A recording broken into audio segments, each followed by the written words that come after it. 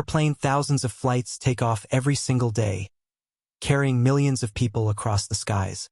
For most of us, airplanes mean travel, adventure, or maybe just a long, boring ride to another city. But what if I told you the fear of crashing isn't the worst thing you should worry about? Sometimes the real horror doesn't happen outside the plane, it happens inside. Imagine being trapped in a metal tube 30,000 feet above the ground, surrounded by total strangers. No way out, no place to run. Just you, the dark sky outside the windows, and the unsettling thought that maybe not everyone on board is supposed to be there. Creepy, right? Fearful face. In tonight's video, we're diving into true airplane horror stories, the kind that will make you glance at the empty seat next to you a little differently. You'll hear about a flight that descended into chaos when passengers swore someone was on board who didn't belong. A pilot who spotted something on his radar that shouldn't exist. A passenger who vanished in the middle of a flight without a trace. And a plane that landed safely, but not everyone on board was alive. Trust me, by the end of this video, you may never look out your cabin window the same way again. Before we take off into these terrifying stories, make sure you hit that subscribe button and turn on the bell, because I share chilling true horror stories every week. And believe me, you don't want to miss what's coming next. So, buckle your seatbelt, dim the cabin lights, and let's begin. It was a late-night domestic flight. One of those trips where the cabin feels eerily quiet because half the seats are empty. Most passengers were already dozing off, earbuds in, heads leaning against windows, as the plane hummed steadily above the clouds. For the crew, it was supposed to be an easy shift. Fewer passengers meant fewer demands. Just routine checks, quiet walks down the aisles, and maybe a little small talk with coworkers to pass the time. But for Sarah, one of the flight attendants, that night would become unforgettable. On her second walk through the cabin, she noticed something strange. Row 23. A man sat perfectly upright in the aisle seat. Nothing odd at first until Sarah glanced at her manifest. Row 23 was supposed to be empty. No one had checked in for those seats. First, she thought she'd made a mistake. Maybe she skipped a name. She double-checked. No passenger listed. She checked again. Still nothing. She tried not to stare, but the man gave her chills. He wasn't reading, wasn't sleeping, wasn't even moving. Just staring forward, hands folded in his lap, completely still. And here's the part that gets creepier. When Sarah mentioned it to her fellow attendant, hoping she'd laugh it off, her coworker's face went pale, because she'd noticed him too. The crew whispered about it in the galley. Should they confront him? Should they ask for his boarding pass? But something about him, his silence, his motionless presence, kept them from approaching. Almost like their instincts were screaming, "Don't disturb him."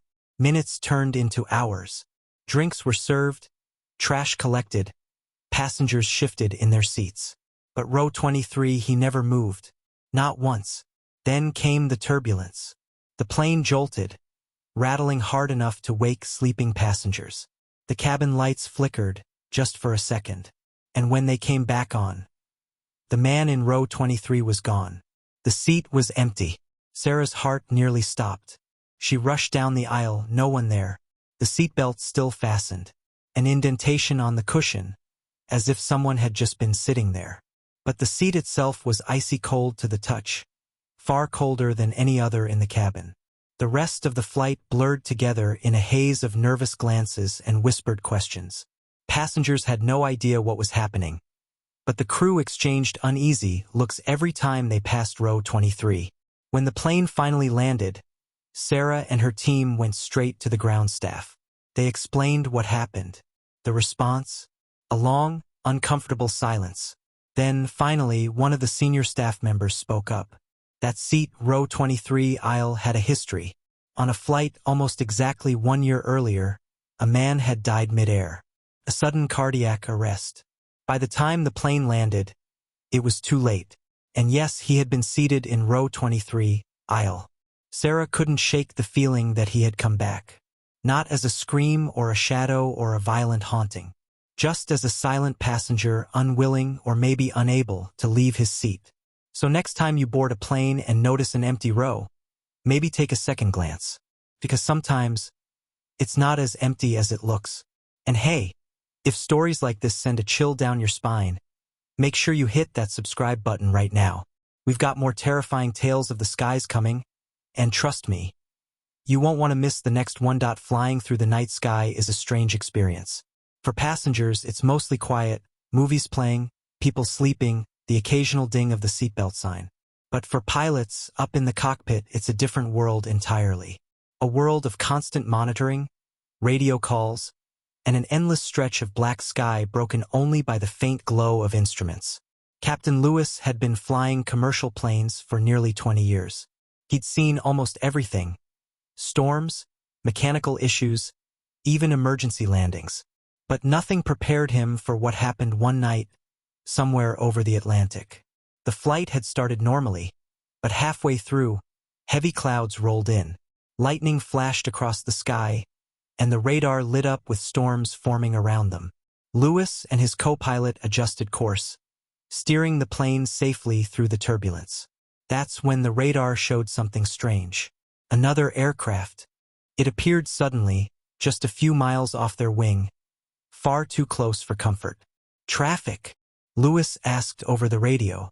Air traffic control's voice came back calm and steady. "Negative. You're the only aircraft in that sector." But the blip on their radar didn't disappear. It was holding steady, matching their speed, almost as if it was pacing them. The co-pilot leaned forward, staring out the side window. His voice dropped. "Captain, I see it." Through the rain-streaked glass, faint and ghostly, another plane was flying alongside them. No lights, no airline markings, just a dark silhouette against the storm. Lewis squinted, his stomach twisting. He could almost make out rows of windows, and in one of them, a pale figure pressed against the glass, like someone watching. They tried to radio it, no response. They tried ATC again, still nothing. According to ground control, there was no other plane within hundreds of miles. The storm grew worse. Lightning illuminated the sky in jagged flashes, and each time, the other plane became clearer. It was old, outdated. Its frame didn't match any modern aircraft Lewis recognized. And then, just as suddenly as it appeared, the phantom aircraft tilted. Slowly, turning away, its wings cutting through the storm clouds. Lewis and his co-pilot watched in silence as it vanished into the darkness. 1 second it was there, the next gone. The radar blip blinked once, twice, and disappeared. The cockpit was heavy with silence. Neither man spoke for the rest of the flight, except for the necessary calls. Both were shaken, but neither wanted to admit just how much. After landing, Lewis couldn't let it go. He searched flight archives, accident reports, anything he could find. And what he discovered made his blood run cold. Decades earlier, in almost the exact same patch of ocean, a passenger plane had vanished without a trace. It never made it to its destination. Wreckage was never recovered. Dozens of lives lost to the sea. And the most chilling part? The model of that vanished plane matched the silhouette Lewis had seen outside his window that night. Some say the ocean keeps its secrets. Others whisper that certain skies are haunted. But Lewis, he stopped flying over that route whenever he could avoid it. He never forgot those windows, or the figures he swore were watching. So the next time you stare out your airplane window at the night sky, remember, sometimes what you see out there might just be watching you back. And if stories like this make you lean a little closer to your screen, don't forget to hit subscribe and turn on notifications bell.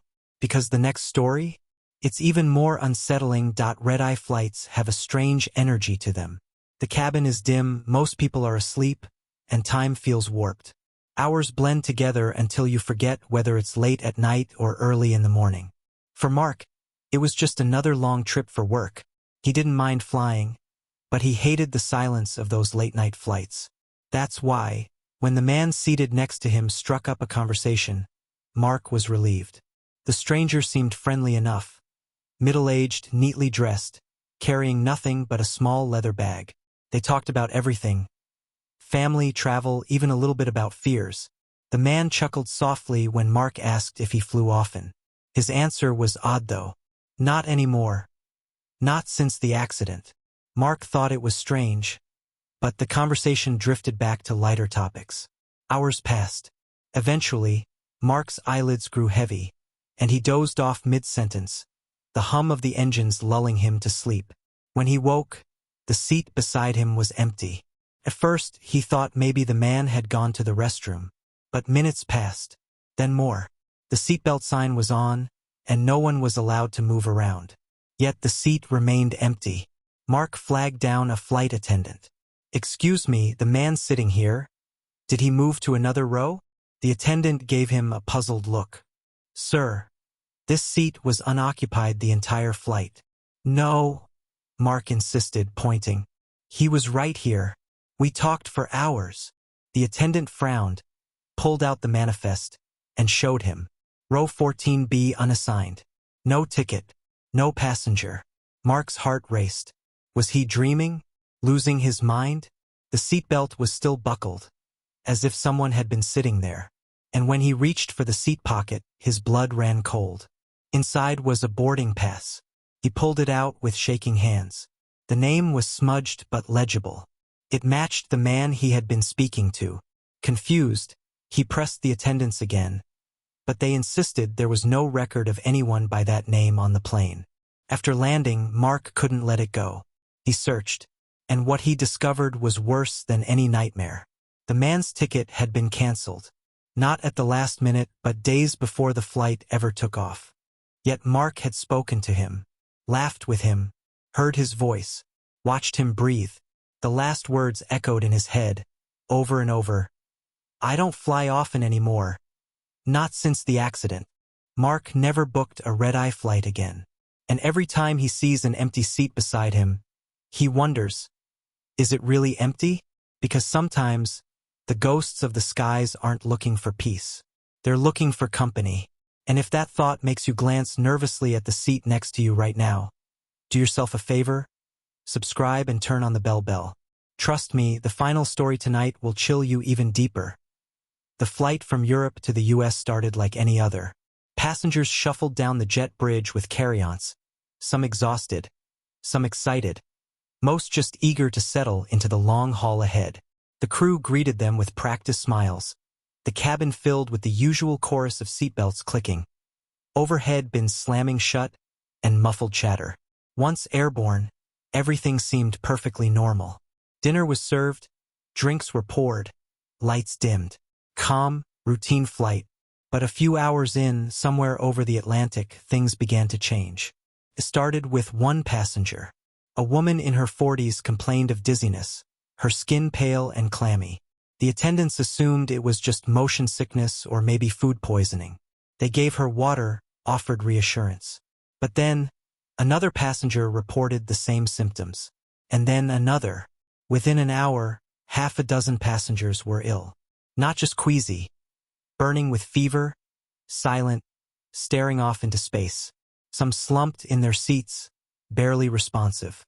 Others just stopped speaking altogether. The attendants tried to stay calm, but panic simmered beneath their professional smiles. They moved up and down the aisles, checking vitals, calling for doctors on board. But what terrified them most was how quiet the cabin became. The usual coughs, murmurs, and rustle of movement faded. It was as if the illness had drained the very sound from the air. And then the stillness deepened. Several passengers no longer reacted at all. Their eyes closed, their bodies slumped against the seatbelts. But with so many sick, no one realized which ones had quietly crossed the line between sleep and something else. Hours later, the plane touched down without incident. To the outside world, it was just another international arrival. But when the doors opened and medical teams rushed on board, the horror became clear. Several passengers were dead. They had passed sometime during the flight, sitting upright, seatbelts buckled, faces calm as if merely asleep. The attendants had walked past them dozens of times, unaware. The official investigation was inconclusive. No toxins, no pathogens, no clear cause. The incident was written off as a tragic mystery, a cluster of unexplained medical emergencies. But the survivors whispered something different. Many reported the same eerie sensation, a cold draft slipping through the aisles, brushing against their skin. Not like air conditioning, something sharper, heavier, almost like a presence moving slowly row by row, pausing at each seat before drifting on. One passenger swore they felt it linger behind them for several minutes before sliding away. Another admitted they'd seen shadows on the ceiling, shadows that didn't match anyone standing below. The crew never fully recovered. Some left aviation entirely. Others carried the memory in silence, haunted by the thought that dozens of people sat just feet away from them as their lives quietly slipped away. To this day, the cause remains unexplained. But if you ever find yourself on a long-haul flight and the cabin grows too quiet, listen carefully. That chill you feel might not be the AC. It might be something else. Something moving through the rows, deciding who stays and who doesn't. And if that sent a shiver down your spine, don't forget to hit subscribe and ring the bell. Because we're not done yet. The outro will tie these terrifying stories together in a way that'll make you think twice before boarding your next flight. 4 flights. For stories that blur the line between coincidence and something much darker. A late-night crew who discovered an extra passenger that wasn't supposed to be on board, yet left behind an indentation in the seat as proof he had been there. A pilot who swore a phantom aircraft flew beside him in the middle of a storm, its windows filled with watching silhouettes, only for it to vanish back into the clouds, like it had never existed. A man who spent hours talking to a stranger in the middle of the night, only to wake up and learn that no one had ever been seated next to him. A man who admitted, almost casually, "I don't fly often anymore. Not since the accident." And perhaps most chilling of all, an ordinary transatlantic flight where death itself seemed to board the plane, moving quietly through the aisles, choosing passengers one by one as everyone else slept in ignorance. Airplanes are supposed to be safe. They're marvels of engineering, machines that carry us across oceans and continents. But safety doesn't protect us from the unknown. Up there, you're trapped, isolated, surrounded by strangers, and sometimes by things that aren't alive. Maybe that's why these stories feel so unsettling. On the ground, if something feels wrong, you can walk away. On a plane, there is no walking away, no escape, just you, thousands of feet in the air, praying that nothing unnatural is watching from the shadows, or sitting quietly right beside you. So next time you buckle your seatbelt and settle in for a flight, take a moment. Look around. Count the passengers. Watch the windows, because when you're 30,000 feet in the air, if something joins you up there, there's nowhere to run. And if tonight's stories made you second-guess your next trip, make sure you hit subscribe and tap the bell. I share terrifying true horror stories every week, and the next one might just keep you up at night.